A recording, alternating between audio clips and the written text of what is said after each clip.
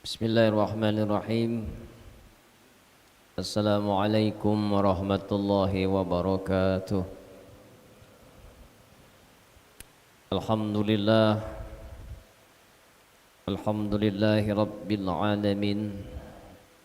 Zalikumullahu rabbukum la ilaha illahu khaliqu kulli syai'in fa'buduh wa huwa ala kulli syai'in wakil. Asyhadu an la ilaha illallah wahdahu la syarika lah wa asyhadu anna Muhammadan abduhu wa rasuluh. Allahumma salli wa sallim ala sayyidina Muhammadin wa ala alihi wa sahbihi ajma'in. Subhanaka la ilma lana illa ma 'allamtana innaka antal alimul hakim.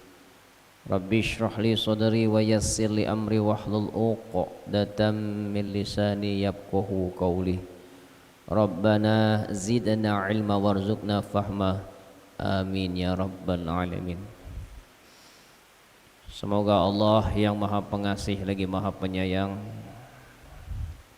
akan senantiasa mengaruniakan kepada kita semua hati yang benar-benar ikhlas, hati yang tulus, hati yang semata-mata hanya mengharapkan ridha Allah Subhanahu wa taala. Allah yang Maha Kuasa atas segala sesuatu, penggenggam dari segala kejadian, yang Maha membolak-balikan hati, yang Maha menciptakan lagi Maha menyempurnakan dari setiap ciptaannya. Dan Dialah Allah satu-satunya Tuhan kita yang tidak pernah meninggalkan kita dan selalu bersama kita dalam keadaan apapun, suka dan duka. Dan Dialah Allah yang benar-benar mengetahui persis siapa diri-diri kita yang sebenarnya. Tidak ada dosa yang tidak dilihat, tidak ada maksiat yang tidak disaksikan, bahkan tidak ada sekecil aib pun yang tersembunyi yang tidak diketahui oleh Allah. Apapun yang pernah kita lakukan selama hidup di dunia ini, kelak nanti di akhirat semuanya akan diminta pertanggungjawaban oleh Allah Subhanahu wa taala. Beriring salam kepada baginda besar Muhammad sallallahu alaihi wasallam, kepada keluarga, sahabat, zuriatnya, begitu juga pengikutnya yang setia. Mudah-mudahan diri-diri ini akan diberikan syafaat melalui baginda besar Muhammad sallallahu alaihi wasallam, dan kita yang hadir di sini bersama keluarga insyaallah akan diakui sebagai umatnya Nabi Muhammad sallallahu alaihi wasallam. Bapak-bapak, ibu-ibu, tuan-tuan dan puan-puan yang insyaallah akan dirahmati oleh Allah. Kita akan lanjutkan kajian kita pasal 42 Minal Hikami Ibnu Athaillah As-Sakandari rahimahullah wa nafa'ana bi ulumih. Qala Imam Ahmad Ibnu Athaillah As-Sakandari, ukhruj min awsofi basyari tatika an kulli wasofin munakidin li'ubudiyatika litakuna liyanida ilhaqi mujibatan wa min hadratihi qaribah. Keluarkanlah dari sifat-sifat kemanusiaanmu, yaitu sifat yang jelek dan rendah, ialah semua sifat yang menyalahi kehambaanmu, supaya mudah bagimu untuk menyambut panggilan Allah dan mendekat kepadanya. Jadi keluarkanlah sifat-sifat kemanusiaanmu yang cenderung berbuat jelek dan rendah. Karena sifat-sifat yang menyalahi kehambaanmu itu akan menghalangimu untuk menyambut panggilan Allah dan mendekat kepadanya. Jadi sifat-sifat manusia yang berhubungan dengan paham agama itu melahirkan anggota jasmani kita dan batin kita akan menjadi lebih baik. Maka sifat-sifat kemanusiaan yang terdapat pada diri makhluk itu adalah yang menghalangi kita untuk dekat kepada Allah, itu sifat iri, dengki, hasud. Jadi sifat iri ini adalah suatu sifat manusia yang lepas dari sifat kehambaan. Maka dalam riwayat Rasulullah pernah berkata kepada sahabat, nanti akan datang seorang laki-laki ke tempat ini dalam 3 kali kedatangannya. Dialah yang akan menjadi penghuni sorga. Datanglah laki-laki itu yang dikatakan Rasulullah itu berturut-turut 3 kali. Lalu sahabat tanya, apa kelebihan laki-laki ini? Di antara sahabat Rasulullah menginginkan mengetahui keadaannya, lalu sahabat Rasulullah menumpang untuk menginap di rumahnya selama 3 hari. Ketika selama dia tinggal di sana, dia tidak melihat sesuatu yang istimewa dalam ibadahnya. Sholat tahajud tidak, sholat 5 waktu, tapi tidak ada ibadah-ibadah sunnah yang dia lihat selama 3 hari dia tidur di rumah yang dikatakan Nabi tadi. Lalu begitu sudah 3 hari, sahabat bertanya, wahai Tuan, Rasulullah mengatakan engkau ini adalah laki-laki calon penghuni sorga. Selama 3 hari aku memandang di antaramu tidak ada ibadah-ibadah khusus yang istimewa yang kupandang. Apa kata pemuda itu? Memang aku tidak memiliki kelebihan dalam ibadah. Memang kau lihat aku sholat seperti biasa, tidak ada yang lebih. Tapi satu yang aku pegang, aku tidak punya sifat iri. Apa kata sahabat? Itulah yang sulit kami lakukan. Itulah yang sulit kami lakukan, sifat iri dengki itu. Nah, jadi apabila kita ini memang benar-benar diberi oleh Allah karunia rahmat, dibuat hati kita jauh dari sifat iri. Iri itu temannya dengki, dengki itu temannya hasud. Jadi kalau orang itu iri, cenderung suka menghasut dan suka menggibahi kekurangan orang, kesalahan orang, dosa orang. Nah, sifat-sifat yang seperti ini keluarkan dari diri kita. Jadi tanda-tanda hati seseorang itu rusak adalah senang lihat orang susah, susah lihat orang senang. Itulah tanda-tanda rusaknya hati. Jadi kalau di hati ini ada sifat iri, ketahuilah sesungguhnya kita sudah menjadi pewaris iblis. Kita pewaris iblis. Susah lihat orang senang, senang lihat orang susah. Iblis itu adalah sponsornya sombong, sponsornya iri, dengki, itu iblis. Nah, sifat ini adalah sifat yang harus kita hindari. Karena sifat-sifat yang seperti ini tidak akan pernah bisa menyambut panggilan Allah dan tidak bisa dekat dengan Allah. Karena orang-orang yang dekat kepada Allah itu jauh dari sifat buruk dan rendah. Salah satunya tidak ada sifat iri. Orang kalau sudah punya sifat iri, cenderung jadi sombong, cenderung membangga-banggakan diri, cenderung riya, cenderung sum'ah, cenderung buat dosa maksiat. Nah, lalu bagaimana supaya kita ini terhindar dari itu semua? Nabi mengatakan inna syaitanu yajri mini bini adama majrodam. Sesungguhnya setan itu berjalan di dalam aliran darahmu.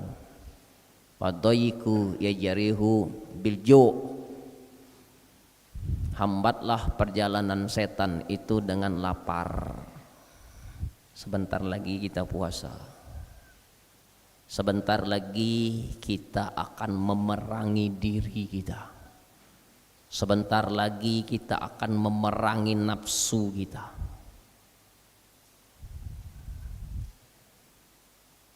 Raja'na jihadul asghari ila jihadul akbar. Kata Nabi, kita telah pulang dari peperangan kecil menuju perangnya besar. Wa ma jihadul akbar ya Rasulullah? Apakah jihad yang besar itu ya Rasulullah? Qala jihadul qalbi wa jihadun nafsi. Jihad menjaga hati, jihad melawan nafsu.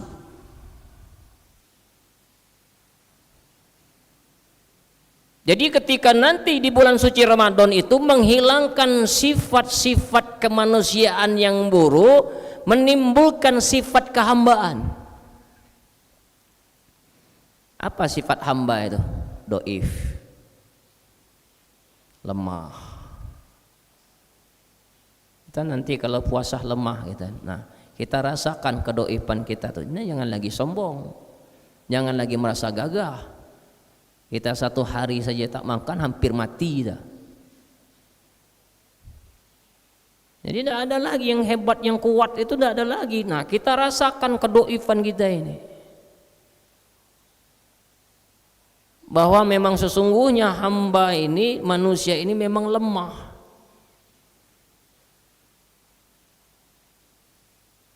Yang kedua, sifat kehamba itu fakir. Fakir itu apa? Ya kita ini miskin. Walaupun kau hidup berimangan harta, kemewahan yang telah menyelimuti hidupmu, begitu kau puasa, fakir kau. Kau akan merasakan laparnya orang yang ketika dia lapar. Kau akan merasakan kesusahan orang yang lapar. Engkau akan merasakan perihnya kalau kita tidak makan. Apa nih?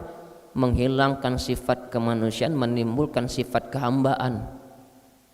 Jadi orang tuh harus perasa, pintar merasakan, bukan selalu merasa pintar. Jadi pintar merasakan, sensitivitasnya tinggi, timbul sifat kehambaan bahwa kita ini fakir. Kalau kita ini fakir, bantu orang fakir, bantu orang miskin. Apalagi sifat kehambaan, jahil, bodoh kita ini. Lihat, kalau kita sudah terlalu lapar, itu otak kita tidak jalan.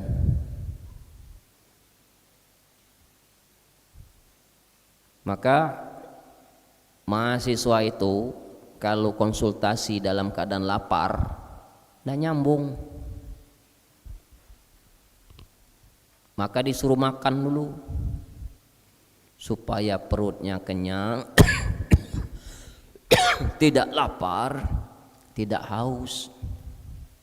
Begitu perutnya sudah berisi dengan makanan, baru otaknya jalan. Jadi bodoh kita ini. Jadi kelihatan kebodohan kita itu ketika kita puasa. Jadi ketahuan siapa diri kita yang sebenarnya ini. Nah, maka ketika kita puasa ada dua yang harus kita kalahkan di situ. A'adha aduikan nafsukal lati baina janbaikah. Kata Nabi, ada dua musuh terbesar di dalam dirimu di antara dua lambungmu. Apa di antara dua lambung kita? Perut dan kemaluan. Perut itu urusan makan, mengharamkan yang halal. Istri kita tuh halal atau haram?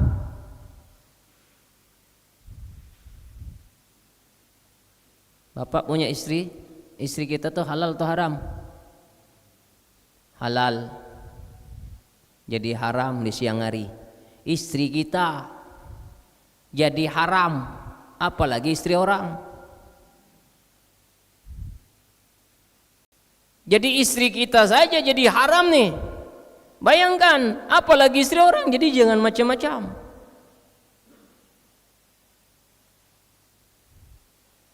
Makan burgo halal atau haram? Halal di siang hari jadi haram. Yang halal saja jadi haram, apalagi yang haram. Jadi haram kuadrat. Nah, ini kita dilatih supaya timbul sifat kehambaan kita. Jangan memakan hak orang, hak kita sendiri saja kalau dilarang pada waktunya itu tak boleh. Jadi kita tidak hanya cuman puasa itu menahan haus dan lapar saja. Banyak orang yang berpuasa hanya dapat haus dan lapar saja.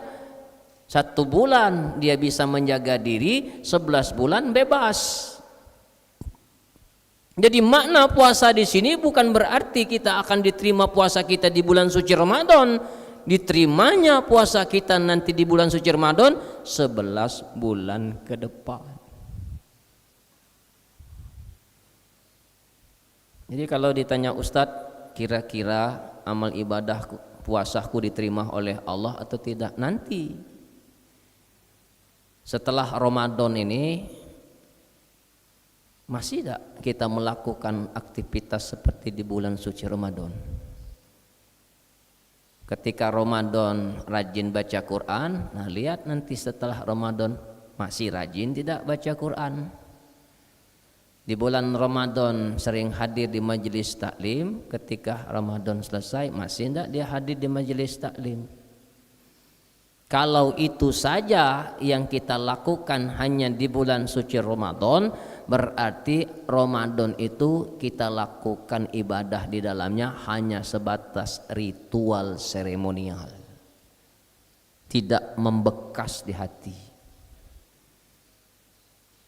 tidak membekas kepada perbuatan, tidak membekas dalam ucapan. Maka cuma dapat haus dan lapar saja, tapi hikmah tak dapat. Maka oleh sebab itu cenderung orang mendapatkan malam Lailatul Qadar itu di bulan suci Ramadan. Bisakah Lailatul Qadar itu datang di bulan-bulan yang lain? Bisa. Asal dia memang benar-benar bertakarub kepada Allah, tidak hanya di bulan suci Ramadan datangnya Lailatul Qadar.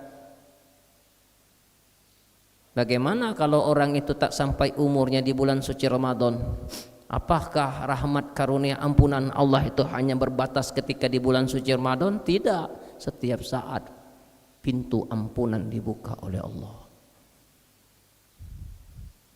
Maka Nabi mengatakan iza dakhala syahrul ramadhana futihat awwabus sama wa ghuliqat awwabu jahannam wa sussilatis syayatin.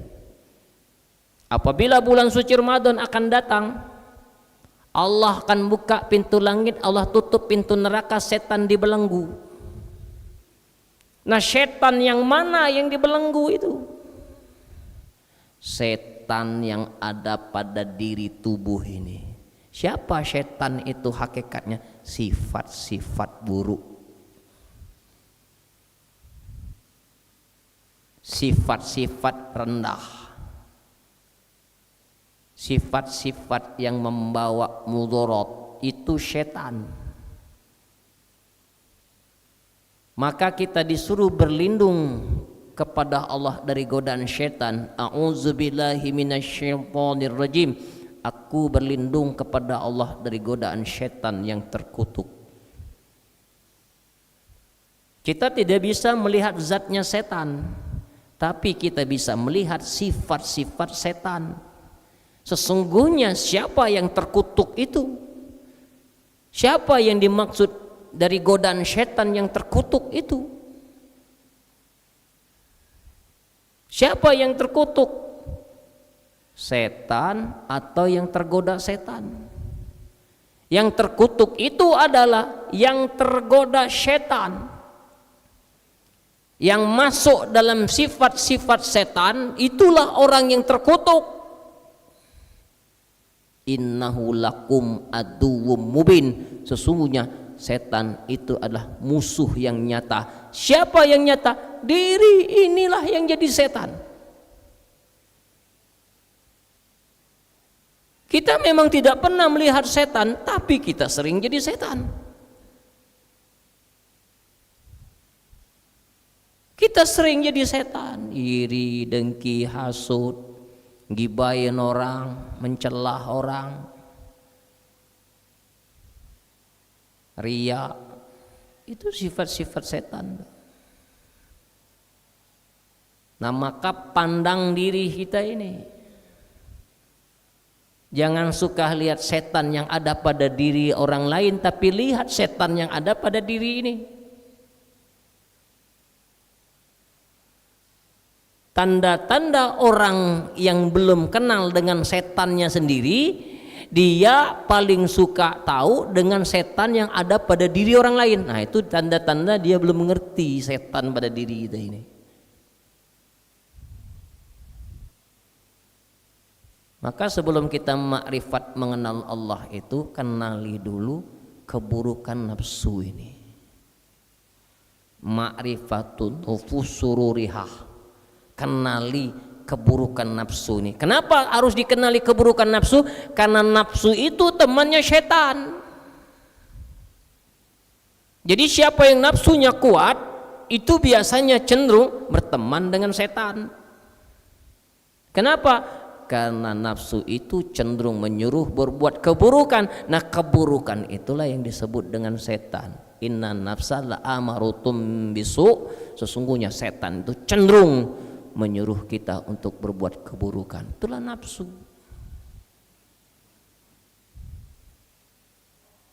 Nafsu kita ini tidak bisa diusir dengan wirid, tidak bisa diusir dengan zikir, tidak bisa. Tidak bisa diusir dengan sholat, tidak bisa. Tidak bisa diusir dengan baca Quran, tidak bisa. Di dalam hadis qudsi yang pertama kali yang Allah ciptakan itu nafsu. Wa khalaqallahu awwalu aql. Yang pertama kali yang diciptakan oleh Allah itu akal. Kemudian Allah menciptakan akal itu. Di dalam akal itu ada nafsu. Lalu kata Allah, wahai nafsu, berbaliklah kau. Tidak mau. Kata Allah, wahai malaikat, ceburkan nafsu ini ke dalam neraka yang paling panas. Dipendam 5.000 tahun. Begitu dibangkitkan lagi, kata Allah, wahai nafsu, berbaliklah kau ke kanan. Tidak mau. Marah lagi Allah, wahai malaikat, angkat nafsu ini, ceburkan dia ke dalam neraka yang paling dingin. Dipendam lagi 5.000 tahun. Begitu sudah dipenjarakan 5.000 tahun di dalam neraka yang paling dingin, diangkat lagi. Diperintahkan oleh Allah, berbaliklah kau ke kiri. Masih tak mau. Allah marah lagi, wahai malaikat Jabaniyah, lemparkan nafsu ini ke dalam neraka yang tidak ada makan dan minum. 5.000 tahun tidak makan dan minum. Begitu sudah dipenjarakan 5.000 tahun di neraka yang tidak punya makan dan minum, lesu adanya. Wahai nafsu, berbaliklah kau ke kanan. Berbalik. Wahai nafsu, berbaliklah kau ke kiri. Berbalik. Berbaliklah badan kau wahai nafsu. Nah, ternyata nafsu itu bisa tunduk dengan puasa. Jadi apa intinya kita nanti berpuasa itu? Menimbulkan sifat kehambaan. Melatih kesabaran. Jadi nanti kalau habis puasa ini masih berangasan, berarti belum. Dikit-dikit nak nangani, dikit-dikit nak nangani. Dikit-dikit nak marah, dikit-dikit nak marah, dikit-dikit tersinggung, dikit-dikit tersinggung. Belum berarti nafsunya masih kuat, egonya masih tinggi. Nah, maka diperhatikan sifat-sifat itu. Satu, puasa. Jadi puasa ini adalah cara yang efektif untuk menekan diri kita ini supaya kita ini tidak dikuasai oleh hawa nafsu. Itulah urusan perut. Banyak orang yang bertumpahan darah, nyawa melayang gara-gara urusan perut.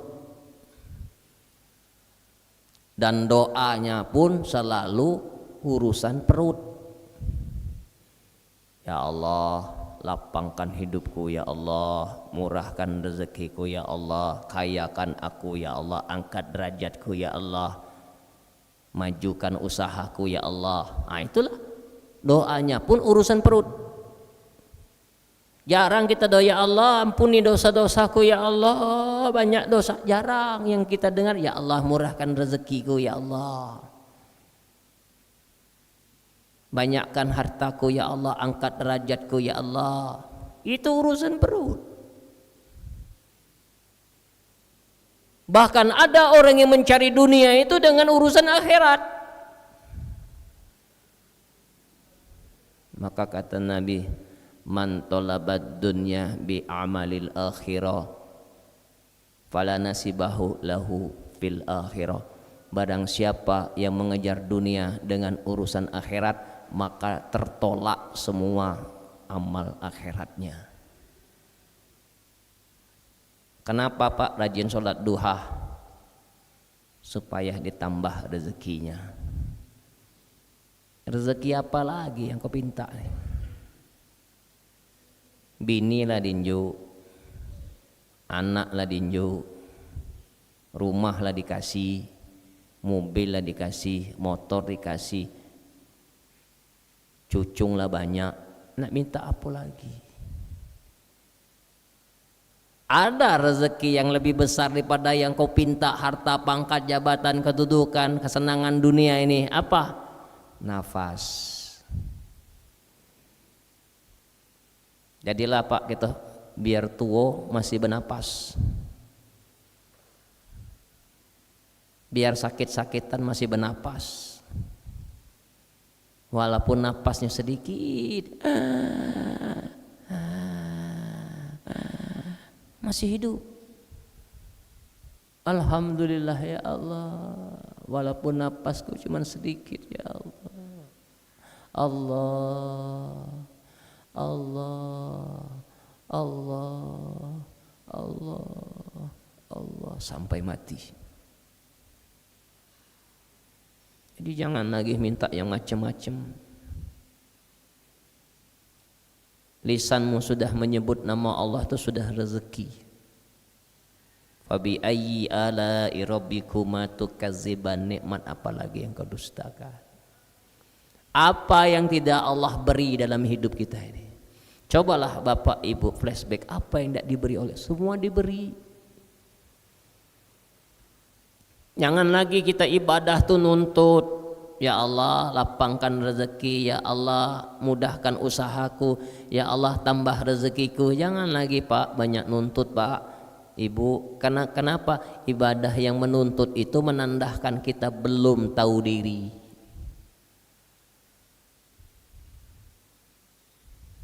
Kenapa belum dikatakan tahu diri? Karena kita tidak mengenal siapa diri kita dan siapa Tuhan kita. Maka kata Imam Ahmad Ibnu Athaillah As-Sakandari, beliau berkalam, man abadahu li syai'in yarju' minhu aw liyadafa bi ta'ati wurudal uqubati anhum fama qama bihaqqi awsafi.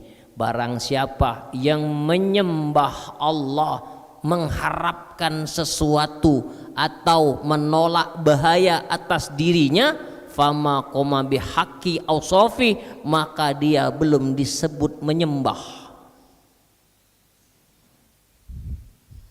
Kenapa belum disebut menyembah? Karena yang kasih kekuasaan siapa? Yang kasih kuasa kita siapa? Yang kasih kehendak kita siapa? Yang kasih ilmu kita siapa? Yang kasih hayat kita hidup siapa? Yang kasih kita melihat, mendengar, bercakap-cakap itu siapa? Semuanya adalah dari Allah. Jadi yang sesungguhnya kita ingin ibadah, kita bisa berwirid, kita bisa bersedekah, kita bisa berzakat, kita bisa naik haji, berpuasa, hakikatnya itu modalnya dari Allah. Pantaskah kita yang tidak punya modal menuntut?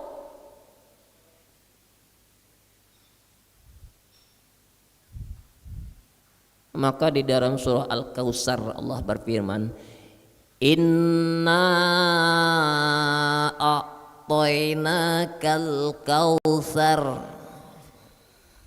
sesungguhnya telah banyak nikmat yang aku karuniakan kepadamu.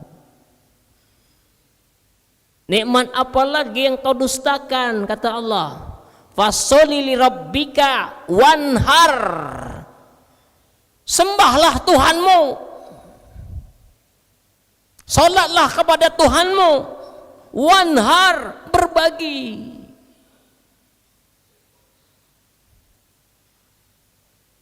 Artinya apa? Ibadah itu jadi jangan menuntut, apalagi mengancam. Ya Allah, sudah tahun 2026 ya Allah, andai kau tak kabulkan doaku ini, tidak kau beri rumah, berhenti aku semayang. Ngancam Tuhan, nak berhenti semayang kalau 2026 ini tidak diberi rumah oleh Allah. Yang benar gimana ibadah yang harus kita perbaiki dalam hidup ini selama kita ibadah ini? Ibadahlah karena rasa syukur kita kepada Allah.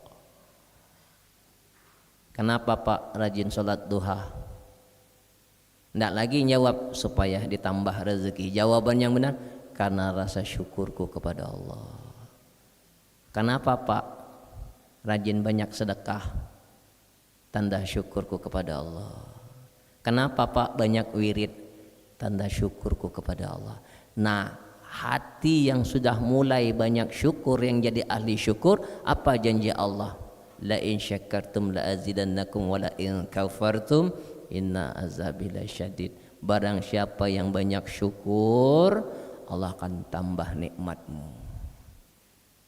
Apa tanda orang yang banyak syukur? Hatinya bahagia. Siapa orang yang hatinya tidak tentram? Kufur, kurang syukur.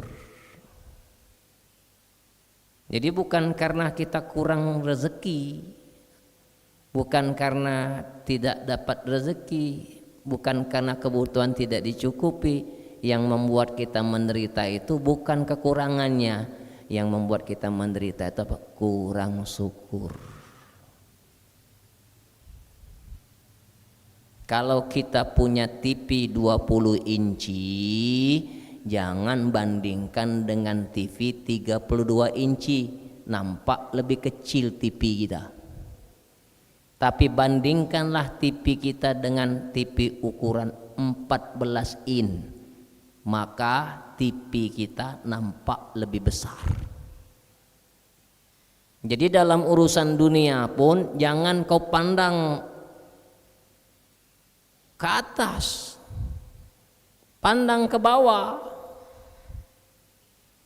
Kalau engkau memandang dunia ini selalu memandang ke atas, maka sifat syukurmu itu tidak ada di hati. Yang banyak apa? Ngeluh, marah dengan keadaan. Akhirnya apa? Menuntut kepada Allah. Yang membuat manusia itu yang tidak hatinya jadi tentram itu adalah menginginkan sesuatu yang bukan takdirnya. Itulah yang membuat kita jadi gelisah itu. Jadi jalani saja peran-peran yang sudah Allah karuniakan kepada kita dan tidak usah ikut campur mengatur Allah. Tugas kita turun ke dunia ini adalah mensyukuri karunia Allah. Kenapa Pak rajin majelis taklim? Supaya dapat karomah. Kenapa Bapak rajin pengajian? Aku ingin mengenal Allah, tanda syukurku kepada Allah.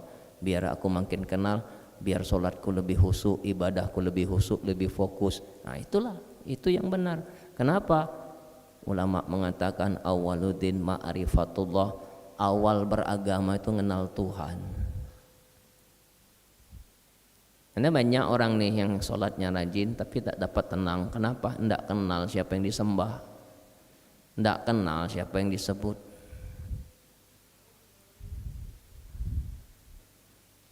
Jadi kalau kita cuma perkara nyebut Allah,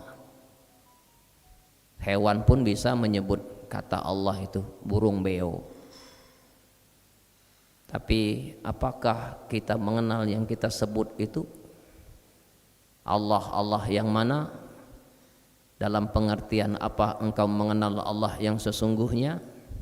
Sesungguhnya siapa Allah itu yang sebenarnya? Nah itu harus dibedah. Maka ada perintah fa'lam annahu la ilaha illallah, fa'lam, bukan faqra. Disuruh fa'lam, apa? Pahami, pelajari, dibedah. Di mana engkau bisa membedah itu? Ma'rifatullah, tasawuf. Maka Nabi mengatakan apabila orang yang bertasawuf tidak bersyariat, zindik. Orang yang bersyariat tidak bertasawuf, sesat. Nah, maka hakikat dan syariat ini tidak boleh dipisahkan. Dia harus berjalan beriringan bersama sampai kepada titik penghabisan hidup kita. Kenapa? Selagi kita hidup, kita tidak bisa melepas dengan syariat. Selagi nyawa di badan, tidak bisa lepas dari hakikat. Nah maka ada orang yang kental di syariat, hati kosong. Ada orang yang hatinya berisi, tapi perbuatannya juga kosong. Nah yang dicari itu dua-duanya. Syariatnya jalan, hakikatnya jalan. Sehingga ketika nyawa ini akan dicabut oleh Allah, syariat itu yang akan mengantarkan kamu sampai ke Allah. Tasawuf itu yang akan memberikan jalan kepadamu. Jadi kalau ada orang yang berhakikat meninggalkan syariat, keliru dia. Justru kita yang sudah belajar hakikat, syariatnya harus dibenerin. Jadi jangan nunggu syariatnya sempurna baru belajar, telat nanti, tidak kesampaian umur kita. Belajarlah ilmu hakikat sambil memperbaiki syariatnya. Nah yang bahaya ini, syariat agama ditinggalkan, syariat hidup tidak ditinggalkan. Masih makan, masih minum, masih pakai pakaian, masih pakai kendaraan, itu syariat juga. Kalau orang yang sudah meninggalkan syariat, jangan makan, jangan minum, kan tak mungkin itu dilakukan. Nah maka kalau syariat agama kau tinggalkan, tapi syariat dunia masih kau lakukan, berarti itu tidak adil kau. Berarti kau mengkhianati Allah. Nah, maka Bapak Ibu yang saya hormati, sifat-sifat buruk yang ada pada diri kita itu dikendalikan. Jangan sampai sifat buruk yang melekat pada diri ini, terutama pada nafsu ini, bisa melalaikan kita dari Allah. Karena tidak ada lagi tempat yang paling baik di hati ini adalah hati yang bersih, hati yang selamat, qalbun salim.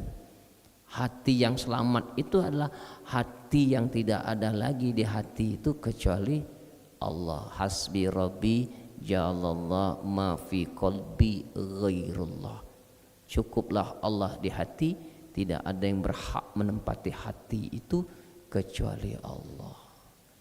Nah, maka sifat-sifat kemanusiaan itu dibuang, timbulkan sifat kehambaan. Apa sifat kehambaan tadi? Doib, fakir, jahil, bodoh. Itulah sifat kita. Artinya apa? Jangan sombong, jangan melampaui batas. Ingat, kita bukan Tuhan, kita adalah hamba. Bisa dipahami Bapak Ibu? Ada yang mau ditanya? Ya, silakan Pak. Bismillah. Bismillahirrahmanirrahim. Assalamualaikum warahmatullahi wabarakatuh. Terima kasih Ustadz. Ya. Dan mohon maaf sebelumnya bila pertanyaan saya ini kurang tepat Ustadz atau melenceng. Pertanyaan saya begini Ustadz.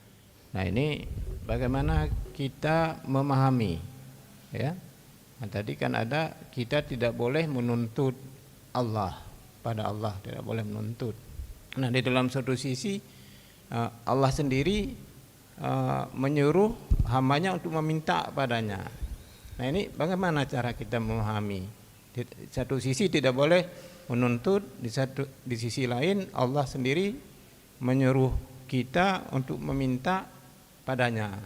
Nah, cuma itu saja Ustaz. Terima kasih. Assalamualaikum. Alhamdulillah. Mudah-mudahan pertanyaan ini mewakili kita semua. Menuntut dengan meminta itu beda. Kalau nuntut itu makso. Nah, yang lebih bahaya lagi ngancam. Awas Tuhan, kalau 2026 ini tidak dikasih rumah, berhenti aku sembahyang. Nah, itu nuntut namanya. Kalau meminta itu memohon. Maka lihat makom. Jadi ada orang yang ketika makom awam itu memang disuruh minta, ud'uni astajib lakum. Minta kepadaku akan kukabulkan. Apa tujuan Allah itu menyuruh kita meminta, berdoa itu? Kenapa? Intinya ibadah itu doa. Kenapa? Di dalam doa itu ada ketersambungan hati kita kepada Allah. Ya Allah, kasihlah aku rezeki yang banyak ya Allah. Buntu sepanjangan ndak sudah ya Allah. Kapan lagi nak senang hidup nih ya Allah? Umur lalai 50, rumah belum ada, anak banyak, bini cerewet. Uji kita tadi. Berdoa terus, oh ternyata di dalam doa itu ada ketersambungan batin kita kepada Allah. Begitu hati ini sudah tersambung kepada Allah, lupa dengan doa dia. Dia lebih menikmati bermesraan, berdekatan dengan Allah itu jauh lebih nikmat daripada terkabulnya doa. Itu hikmahnya disuruh berdoa itu. Nah, kita ini kadang doa ini bukan diiringi dengan keikhlasan tapi nafsu. Apa contohnya? Kalau sudah jadi orang kaya soge, tidak lagi doa dia. Mengaji, ngapa tidak pengajian? Banyak gawe. Mengaji, ngapa tidak sholat di masjid? Hai, sibuk nian. Nih, Dulu waktu buntu sepanjangan, belumlah waktu sholat lah di masjid kau. Giliran sudah sugih, ngilang dari peredaran. Nah itu yang terjadi. Maka kata Allah, aku tahan doa. Aku akan berikan kenikmatan daripada pengabulan itu apa? Dekatnya aku bersamamu. Kalau sudah dekat kepada Allah, adakah sifat menuntut itu? Adakah sifat meminta itu? Apa yang akan dia lakukan ketika dia sudah berjumpa dengan Tuhannya? Rasa syukur dia kepada Allah. Buktikan Pak kalau tak percaya. Menangis kita. Dulu menangis karena miskin. Sekarang menangis karena terharu Allah menyapa kita. Allah memandang kita. Allah memeluk kita. Mana yang air matanya yang akan diberikan oleh Allah pahala? Air mata hidup bersama Allah, bukan air mata karena kemiskinan. Nah kita ini banyak nangis miskin, merengek-rengek. Nah tangisan kamu itu belum dinilai pahala di sisi Allah. Tapi ketika engkau nangis, ketika engkau terharu, hatimu bahagia, merasakan kedekatan Allah bersama diri kita, engkau lalu meneteskan air mata karena nikmat itu hidup bersama Allah, apalah arti doa yang kau pinta itu? Nyambung enggak Pak? Apalah arti doa yang kau pinta itu? Tidak ada apa-apanya dibandingkan kebersamaan bersama Allah, dibandingkan ketersambungan hatimu kepada Allah. Nah maka Allah suruh kita banyak doa untuk sampai ke titik itu. Kapan kita akan bisa berdialog kepada Allah kalau tidak melalui doa? Betul kan? Dari mana? Kalau tidak dari doa, termasuklah sholat itu juga isinya doa. Jadi bukan cuma sekadar disebut, enggak. Nyambung enggak ketika kita sholat tuh hati kita ke Allah. Nah yang bahaya ini waktu sholat tahu gawe wong, tahu yang di kiri kanan kita bergarut-garut, tahu yang di kiri kanan kita nguap. Nah itu tidak tersambung itu cuman sekadar badannya saja sholat tapi hatinya tak sholat. Nah jadi intinya Pak, disuruh banyak meminta dengan tujuan supaya kita bisa tersambung kepada Allah. Kalau tidak tersambung, rasa-rasanya malu kita minta lagi. Apa yang sudah dikasih oleh Allah, itulah yang harus kita syukuri. Kalau bapak sakit gigi, bersabar atau bersyukur? Kalau bapak ibu sakit gigi, bersabar atau bersyukur? Hah? Gigi yang satu sakit disabarin, gigi-gigi yang lain yang tak sakit disyukuri. Banyak yang gigi sakit atau banyak gigi yang sehat? Berarti kalau sakit gigi bersyukur. Alhamdulillah ya Allah, untung yang sakit cuma satu. Nah kalau orang kena penyakit, dia sibuk mensyukuri organ tubuh yang lain sehat, cepat sembuh. Tapi kalau kita sakit, sibuk mengeluhkan sakitnya, lupa mensyukuri yang sehatnya, gancang mati. Nah jadi bapak-bapak, kalau kita diuji ibu-ibu dengan penyakit, jangan banyak mengeluhkan yang sakitnya, tapi syukuri yang sehatnya, cepat sembuh. Kenapa? Apa janji Allah? Siapa yang bersyukur ku tambah nikmat, siapa yang kufur tunggu azabku sangat pedih. Kenapa kita kalau kena penyakit tidak sembuh-sembuh? Sugesti hatimu itu yang mengantarkan kau cepat mati. Nah sakit jantung, bah tidak lama lagi aku nih.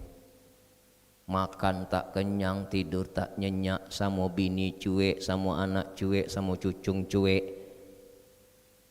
Mikirkan jantung terus dikeluhkan, sakitlah, pusinglah, gelisahlah, tapi lupa paru-parunya sehat, ginjalnya sehat, lambungnya sehat, otaknya waras, lupa yang sehatnya.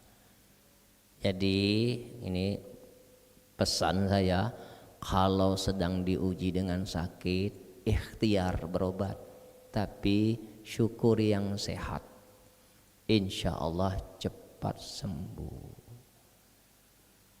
Sakit kaki ni, nak bergerak weh lagi Sarah. Mikir ke kaki sebelah kiri, kaki kanan sehat, tangan kiri kanan sehat. Nang apa nak dikeluhkan? Alhamdulillah ya Allah, untung yang sakit cuma satu kaki. Jadi ada pemuda ditabrak pusuh, tangan sebelahnya hilang, dilimpis. Begitu dia sekolah, diejek-ejek oleh temannya, tangan buntung, tangan buntung, tangan buntung, dihina-hina. Sahabat nanya, kenapa engkau dihina hendak marah? Kenapa kau direndahkan, diperolok-olok tidak marah? Apa kata pemuda itu? Untung yang diambil cuman tangan, yang bahayanya yang disisahkan tangan, tubuhku hancur dimakan pusuh. Jadi dia bersyukur, untung tangannya yang hilang. Bayangkan kalau yang disisahkan cuman tangan saja, ngantu tangan itu berarti. Nah alhamdulillah cuman tangan yang hilang, yang lain tak hilang. Nah begitulah cara kita nyikap hidup ini. Ya Pak ya. Nah, ada lagi yang lain? Nah, silakan Pak.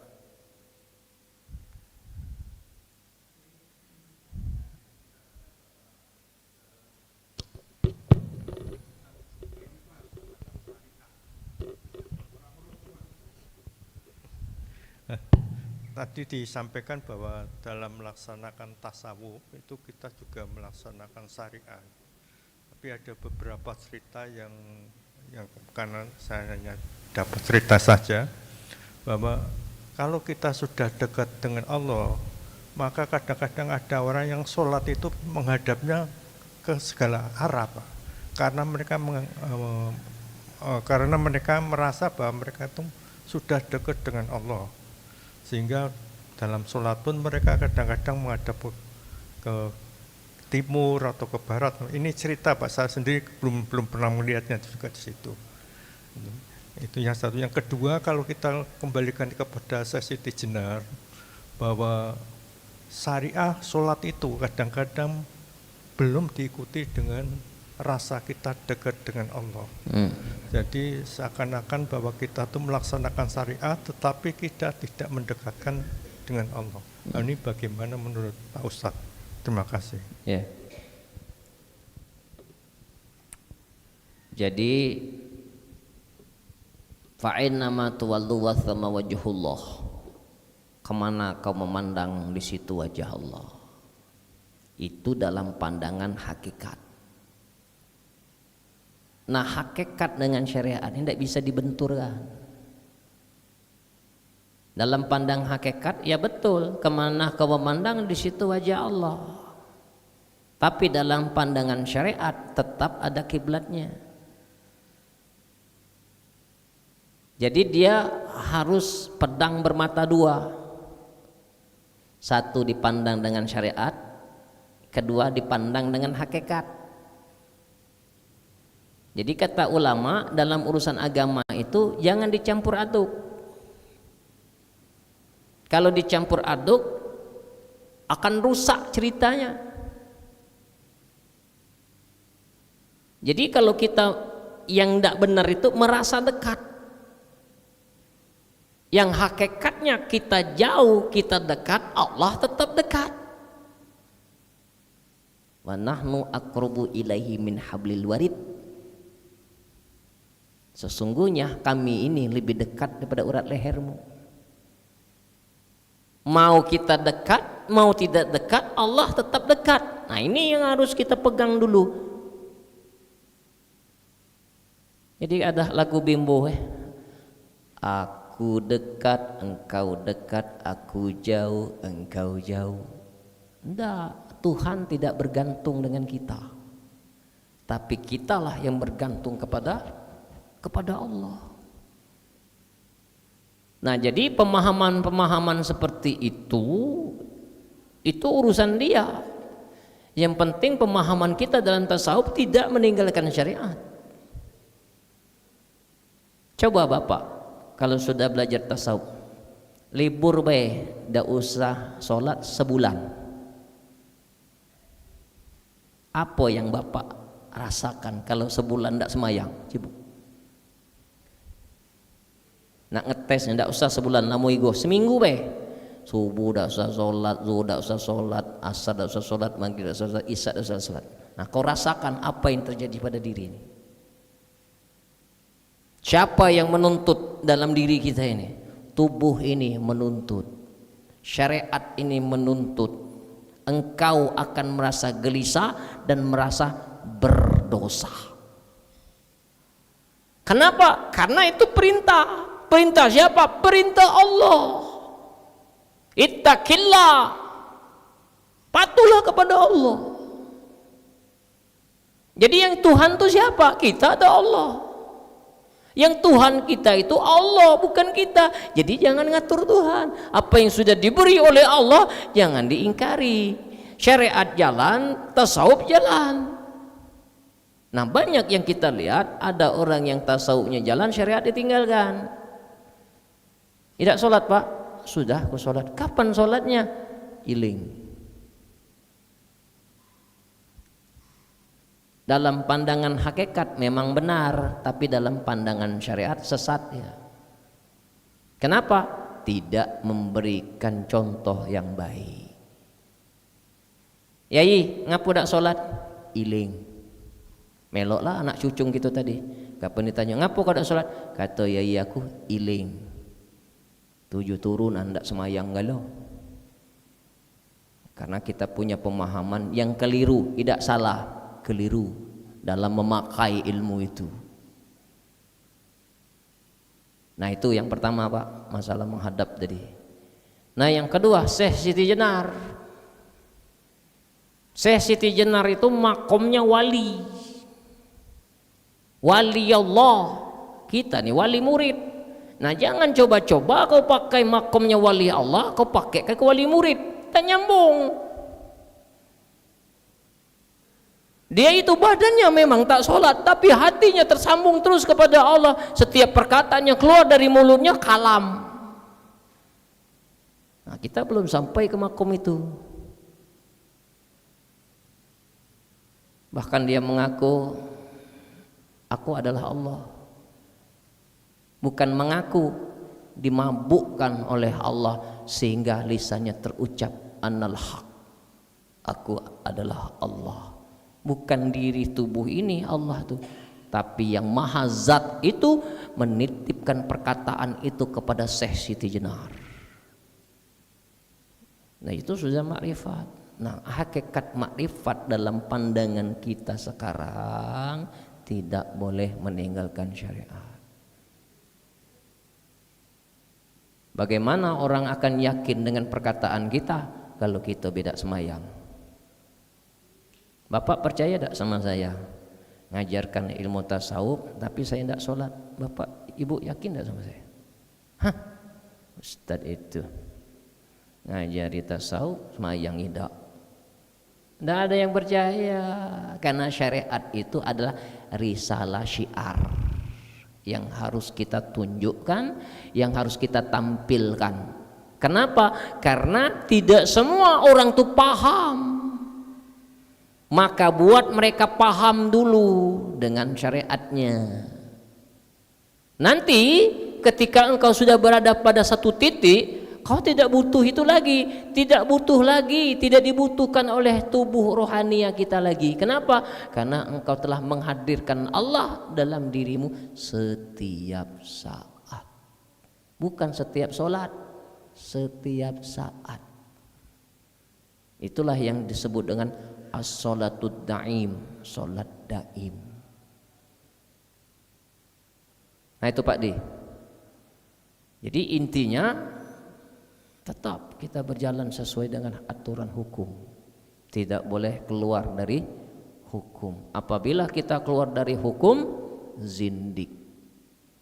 Kita zindik mengada-ada. Wallahu a'lam bishawab.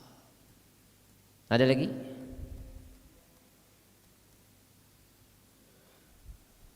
Alhamdulillah.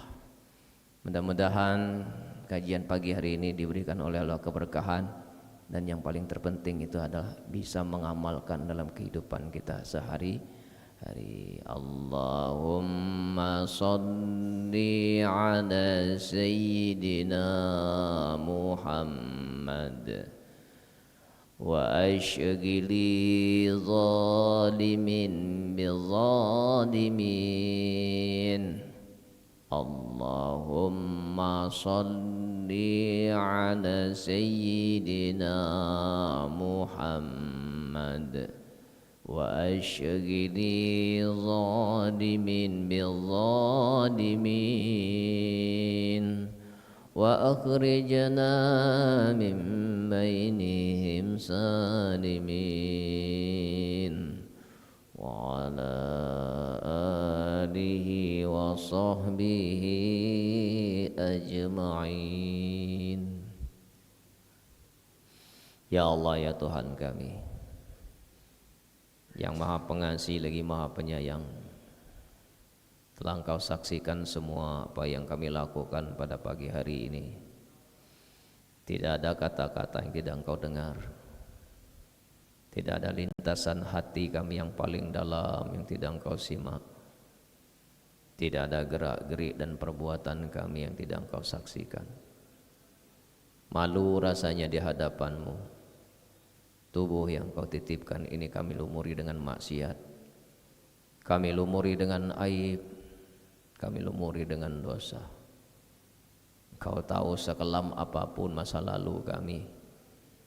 Kau pun tahu dari setiap kebusukan hati kami yang sering menyombongkan apa-apa yang telah Engkau titipkan kepada kami. Hati penuh dengan kedengkian, iri, hasud, riya, sum'ah, ujub, cinta dunia, takut mati. Kau tahu mata kami sering maksiat.